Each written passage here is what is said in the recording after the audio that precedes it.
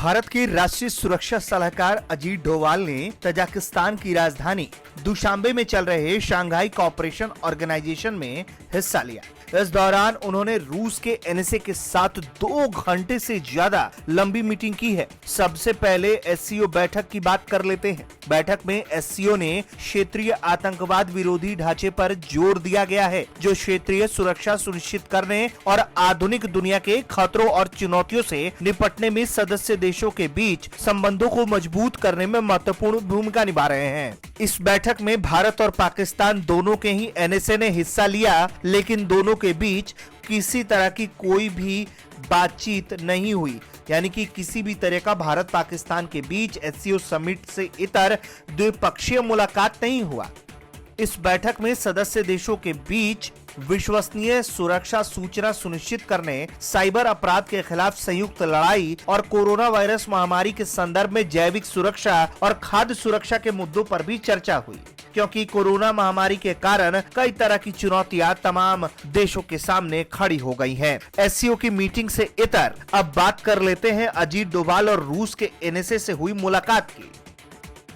SCO की meeting के अलावा अजीत डोभाल ने रूस के एनएसए निकोलाई पेत्रुशेव के साथ 2 घंटे से ज्यादा लंबी मीटिंग की है। दोनों के बीच द्विपक्षीय, क्षेत्रीय और वैश्विक महत्व को लेकर काफी जोर दिया गया और इस पर चर्चा की गई। इसके अलावा एनएसए अजीत डोभाल ने एससीओ की मीटिंग में एक ज्वाइंट प्रोटोकॉल पर भी हस्ताक्षर किया। इस मीटिंग में भारत के अलावा अफगानिस्तान, पाकिस्तान, रूस, चीन, कजाकिस्तान, किर्गिस्तान, तजाकिस्तान और उज्बेकिस्तान के एनएसए भी शामिल हुए।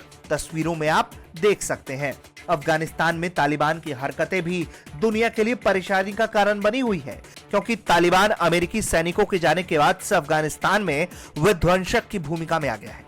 हालांकि इसको लेकर एससीओ में चर्चा हुई या नहीं, इसकी किसी तरीके की कोई जानकारी नहीं है, लेकिन इस बात से कोई इनकार नहीं कर सकता कि क्षेत्रीय देशों को अपनी सीमा को सुरक्षित रखने के लिए अफगानिस्तान में शांति स्थापित करवाना भी बहुत ज्यादा जरूरी है। शंघाई सहयोग संगठन यानी कि एससीओ के 8 सदस्य देश हैं। इसमें रूस, चीन, Bharat, Pakistan, Kazakhstan, Kyrgyzstan, Tajikistan और उज्बेकिस्तान शामिल है।